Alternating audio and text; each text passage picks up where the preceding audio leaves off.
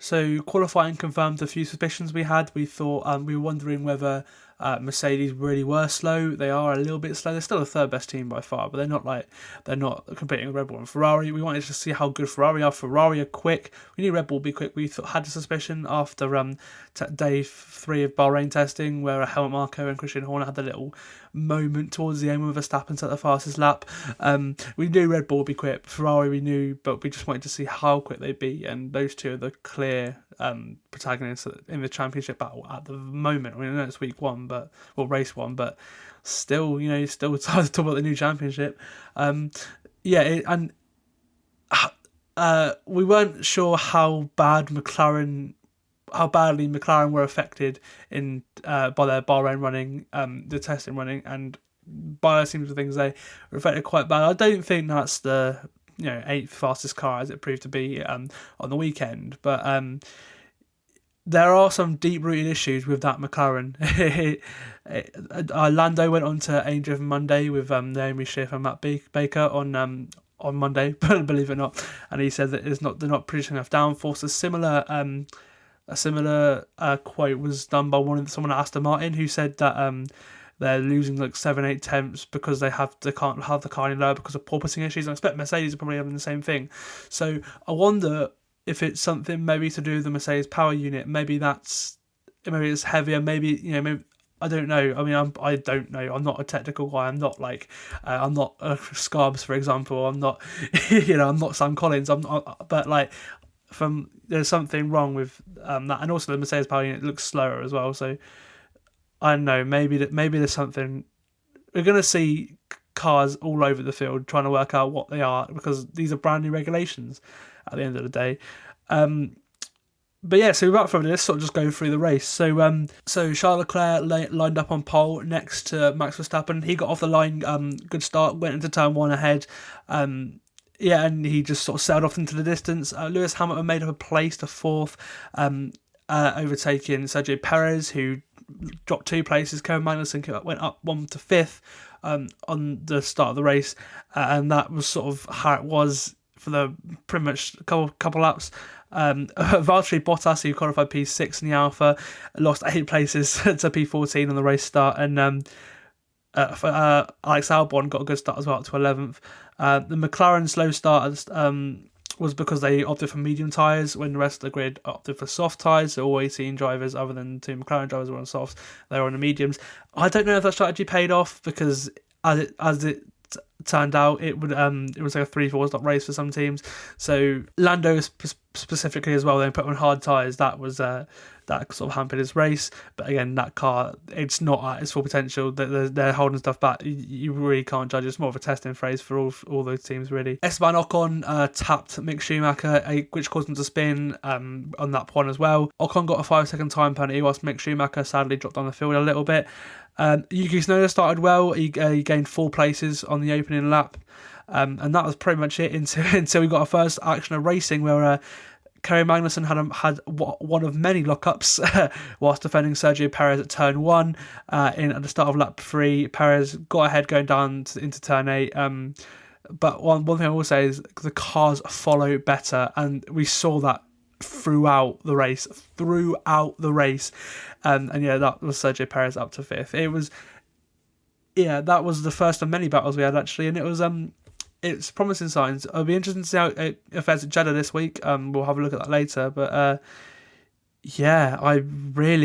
like these new regulations. I wonder what the racing's like at Hungary, for example, because that's kind of the track that needs overtaken, enhanced. George Russell then got ahead of Kevin Magnussen at turn 1 on lap 5 after another lockup. So that was Russell into 6th, and then Magnussen down to 7th. And then lap 10 was when we saw Sergio Perez overtaking Lewis Hamilton with ease, basically, at turn 4. Shows how good that Red Bull is compared to how the Mercedes is at the moment, if you know what I mean. And then, that was when Hamilton came onto the radio saying, "My tyres are dead," on lap 10. And by lap 12, he was in to go onto the hard tyre, which that strategy never really worked, because, as you know, they went off it pretty quickly. Fernando Alonso came in at that point as well. It was just they're hoping to go to the end, but it never really paid off. So yeah, Hamilton came out between Bottas and Guan Yu Zhou, and the hard tyres weren't warm at all. So Lewis had cold tyres, the new hard tyres, went straight into turn one, went deep. Zhou Guan Yu came back down the inside and got ahead of Lewis. The very next lap, Hamilton did get ahead of Guan Yu Zhou. Max Verstappen and Carlos Sainz came in on lap 15, the first of the front runners to come in for new soft tyres, back into P4 and 5 as well, so they didn't leave too much time. Charles Leclerc came in the very next lap, as did Sergio Perez. Leclerc on soft, Perez on a medium tyre, which his strategy was different to the others, and then George Russell came in on the hards as well to match Lewis's strategy. The Red Bull undercut worked, so bringing Verstappen in early minimised the 3-second gap, and Verstappen was literally just right on the back of Leclerc coming out the pit lane. So yeah, that started a great battle between them. Red Bull tried to do the same thing with Sergio Perez to try and close the gap on Carlos Sainz, but that was a 5-second gap and he had medium tyres anyway, so it didn't really work. So if you don't remember, lap 17 just came round. Verstappen had just posted the fastest lap in the lap previous, and he had the DRS on Leclerc going into turn one. The DRS looked a little bit powerful going onto the pit straight. From very, very far back, Max was able to overtake Leclerc into turn one. Leclerc did manage to come back at him in turn 4 and lead for the rest of the lap until we got it again this time on lap 18. Verstappen this time drove down the inside. Leclerc came back at turn 4. Same result. Awesome racing, I reckon. It was, but that wasn't it either, because on lap 19, Charles Leclerc pulled off some genius, right? So he knew Verstappen would do the same thing again, so he sat in 7th gear on the straight or something like a sitting duck, allowing Max to overshot this time because he wanted to get firmly ahead and then lock up into turn 1, and then Leclerc had the advantage going into turn 4, and yes, Verstappen had DRS, but because his tyres, he had a flat spot in his tyres, he couldn't get past Leclerc, and that was the end of that battle. So Charles Leclerc, that won in the race pretty much. That won in the race, that did. By the time lap 20 came around, Max Verstappen didn't have DRS. That was a pretty high level IQ move from Charles Leclerc.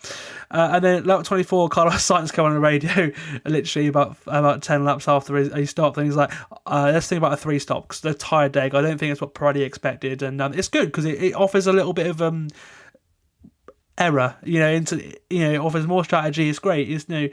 We want these like 2, 3, 4 stop races rather than a 1 stop, which I think most people would be this season, because the tyres are a little bit, or were supposed to be a little bit more durable. And then 4 laps later, Max Verstappen came in on the radio and said they're almost dead, the tyres. So they don't last very long, especially the softs as well.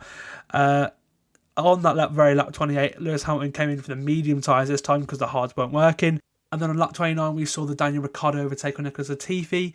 Ricciardo now on softs because the medium tyres had run out, and Lando went on to hards for some reason, so McLaren kind of screwed him over the strategy there, as we'll see later. But yes, Ricciardo managed to get past Nicholas Latifi, pretty good overtake down at turn 8. 2 laps later, Max Verstappen came in, now onto the medium tyres.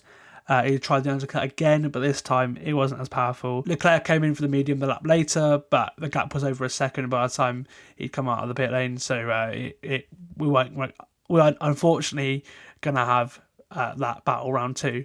But it'll come, maybe even in Jeddah next week. Well, this week. We'll see.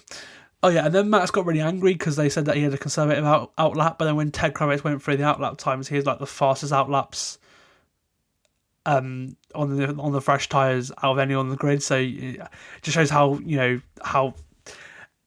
how fast Max wants to be. I thought that was interesting. And then lap 44,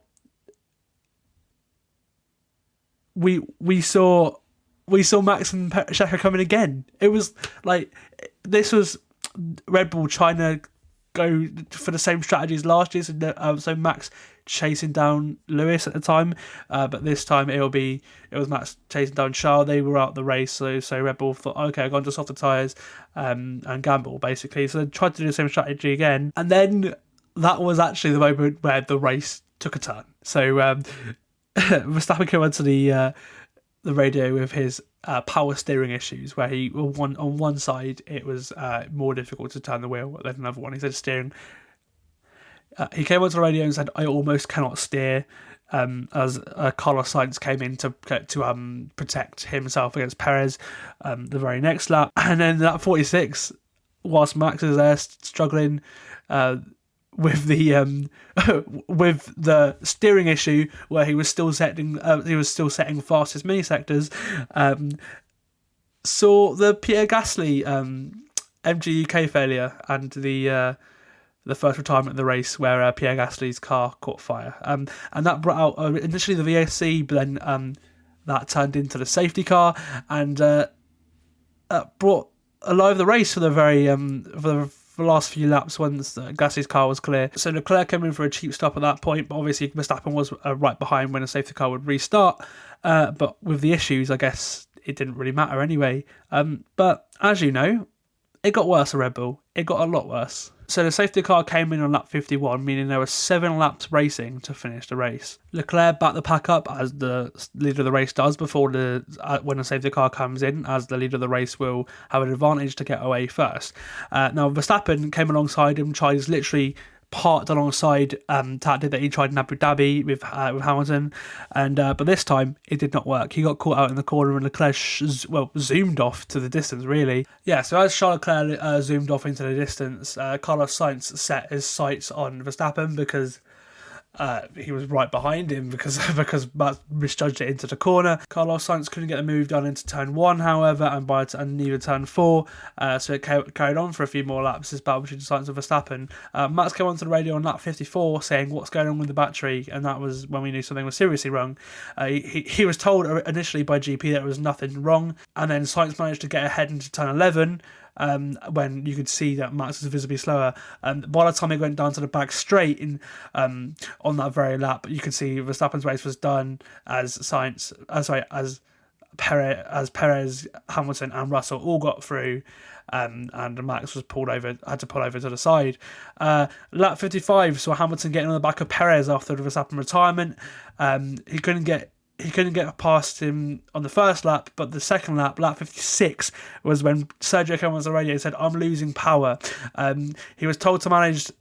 It for 2 laps by Hugh Bird, but Hamilton actually couldn't get the move done on lap 56. When lap 57 came around, however, he got the move. He still couldn't get the move done, but that didn't matter because Sergio Perez had the failure at turn 1, whereas car span, and Lewis got up to P3 in the end, and I bet he'd be happy with that podium, Lewis Hamilton. I bloody bet he would, as that saw the race finish. So it was Leclerc with the win, Sainz P2, Hamilton P3, George Russell just behind P4. Pretty good result from him. Better mind he qualified P9.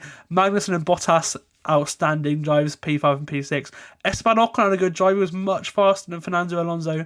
They even swapped the cars at one point as well. Ocon, really good drive, as well as Yuki Tsunoda, who I was really impressed with this one. He carried on with his form from Abu Dhabi. Yuki's becoming some driver, and I think that move to Faenza, like we saw in Drive to Survive, really helped him.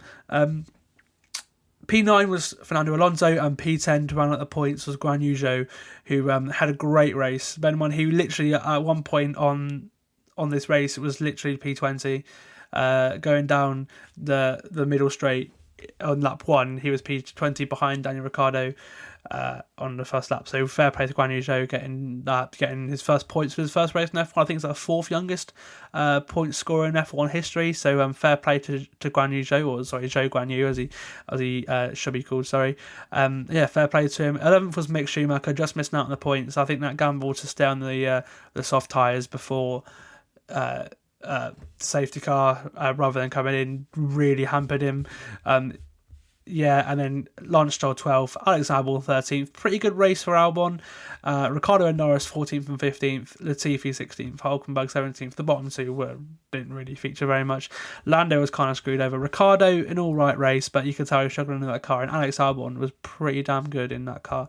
I have no idea how Lance Stroll got 12th. To be honest with that was a pretty lucky position. Now, obviously, it's not a point scoring position, but if more happened, it might have been. Okay, so that pretty much wraps up the Bahrain Grand Prix breakdown. I hope you enjoyed it. This is the first video I've had on the channel for a very long time, and it is a clip from the podcast as well, so it's a separate recorded thing. But there will be more, probably even weekly, maybe, hopefully. I'm not sure, but potentially. But yeah, this is the start of a new thing, really, and it's I hope you enjoyed it. Thank you for watching, and have a good rest of the day.